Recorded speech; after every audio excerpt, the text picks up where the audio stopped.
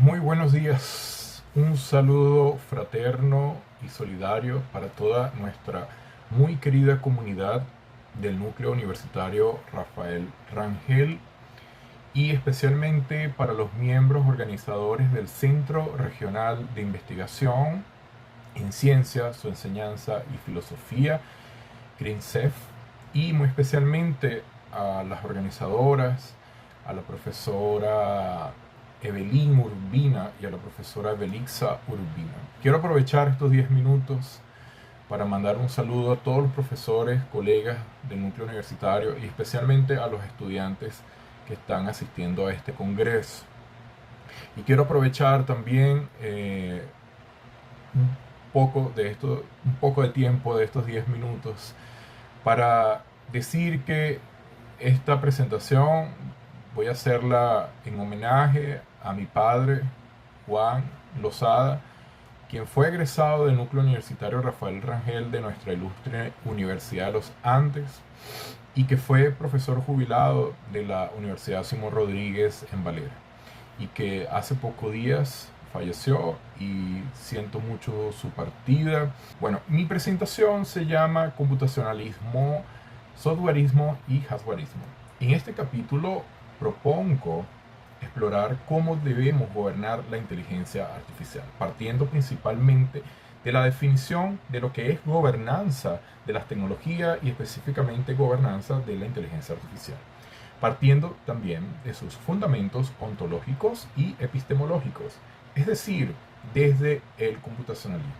Siguiendo a David Columbia, el computacionalismo es un paradigma cultural de nuestra era contemporánea moderna que no solo concibe a las máquinas como imitadoras de la mente humana, sino que sugiere que la mente misma funciona como una computadora. Él hace una crítica realmente a ese computacionalismo. Esta idea, heredera del racionalismo de Leibniz y del funcionalismo de Hilary Putnam, ha modelado tanto el desarrollo tecnológico del computacionalismo como de otras formas de control político y social a través de este tipo de tecnologías. Es por ello que mi investigación plantea que este computacionalismo debe ser bifurcado en dos dimensiones inseparables: el softwareismo y el hardwareismo, para fines pedagógicos y de análisis de este computacionalismo. El softwareismo representa el mundo lógico y, como algunos autores llaman, inmaterial de esos algoritmos. Por ejemplo, lo que son los algoritmos de las redes neuronales o, por ejemplo, el lenguaje de programación. Y el hardwareismo señala o representa esa infraestructura física que sostiene a la inteligencia artificial, desde los chips hasta los data centers.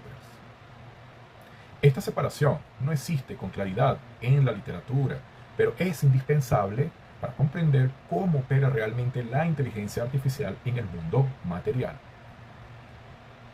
Para David Columbia, 2009, critica el computacionalismo sobre todo desde la dimensión del software, desde el softwareismo, es decir, como una visión racionalista que reduce la cognición humana a procesos lógicos. Pero esta crítica no alcanza a mostrar la otra cara de este fenómeno del computacionalismo, que es la materialidad de la IA, o sea, del hardwareismo. La narrativa dominante suele describir el software como una especie de entidad material situada en la nube, pero para autores como Kay Crawford y Brett Binney muestran que esa nube es en realidad un complejo aparato industrial donde se construyen tanto los chips, los data centers, como infinidad de tecnologías basadas en ese computacionalismo. En el caso de mi celular y de la computadora que estoy leyendo, son parte de esa materialidad, de ese computacionalismo. Dependiente, por ejemplo, también de minerías intensivas, energías masivas, enormes centros de datos, etc.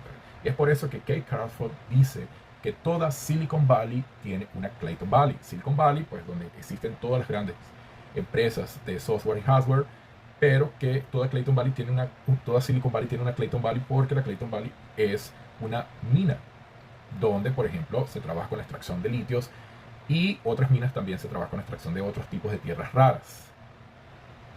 Por ejemplo, en el Triángulo de América del Sur, el Triángulo de Litio, que es Chile, Bolivia y Argentina, allí hay grandes cantidades de litio, y ahí están los chinos, están las grandes empresas de la computación allí haciendo ese tipo de extracciones.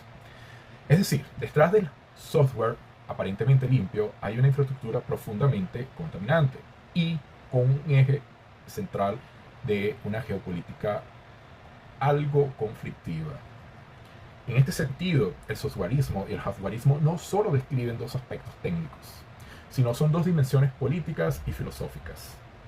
El software concentra el poder en el diseño de las redes neuronales de lenguaje de programación, como ya lo describí, y allí es donde está la decisión y el poder del control o no control de esas redes neuronales, de esos algoritmos. En cambio, el hardware concentra su poder energético, su poder económico y su poder territorial. Ambos, tanto el softwareismo como el hardwareismo, influyen separadamente en cómo los estados, las empresas y la sociedad que consume este tipo de tecnología sobre su gobernanza. Influyen ambos fenómenos, tanto el algorítmico como el computacional en sí mismo, o sea, el softwareismo como el hardwareismo, influye en la gobernanza de la sociedad en general. Y también se crean códigos de éticas para esa gobernanza. Entonces, autores como Alan Dafoe definen a la gobernanza de la inteligencia artificial como el conjunto de normas e instituciones que guían la construcción e implementación de esa tecnología. Pero esta definición tiene sus límites, porque no incorpora, por ejemplo, el rol que las grandes empresas de la computación puedan tener sobre esa gobernanza. Y no incorpora el papel de los usuarios, que precisamente la política en cuanto a creación de una ley, que ya por ejemplo la Unión Europea en marzo del año pasado, 2024, creó una ley de inteligencia artificial, pero hay un equilibrio entre la regulación y la innovación. Si la regulación es muy fuerte, la innovación puede verse afectada. Pero si la innovación es muy, digamos, abierta, ¿cuáles serían sus riesgos y sus consecuencias? Por eso hablamos de una regulación ética en mi trabajo y por eso hablamos de una innovación responsable. Y en cuanto a la innovación responsable, trabajo autores como Armin Krugwald, y autores también como el profesor Marcos Montero, que trabajan las RRI, que significa innovación responsable. En la práctica, las políticas explícitas de los gobiernos, como por ejemplo las leyes, las estrategias, los planes nacionales de desarrollar, tanto de regular, desarrollar, innovar y regular esta tecnología, o sea, es una dialéctica entre la regulación y la innovación, conviven con políticas implícitas que son difíciles de percibir. Y como advierte Herrera, una política real no siempre declara o revela los intereses que ella fundamenta, que ella contiene en sí misma. En el caso de Brasil, que yo estoy trabajando, muestra un avance formal en cuanto a materia de regulación. Por ejemplo, el Plan Brasileño de Inteligencia Artificial del año 2024 tiene uno de sus 5 ejes sobre regulación y sobre gobernanza, y también sobre diseño e implementación de data centers sustentables. Y en Brasil es posible porque gran parte de la energía de Brasil está dentro de una energía limpia, o una energía ecológica, o una energía sustentable. Digamos, en esta investigación queremos proponer esa mirada tripartita para pensar la gobernanza. Los gobiernos, donde se incorporan los congresos, el gobierno en cuanto tal, las universidades, etc. Desde las alcaldías hasta el gobierno central, que piensen cómo la tecnología va a impactar sus vidas, por ejemplo, las grandes empresas y los usuarios.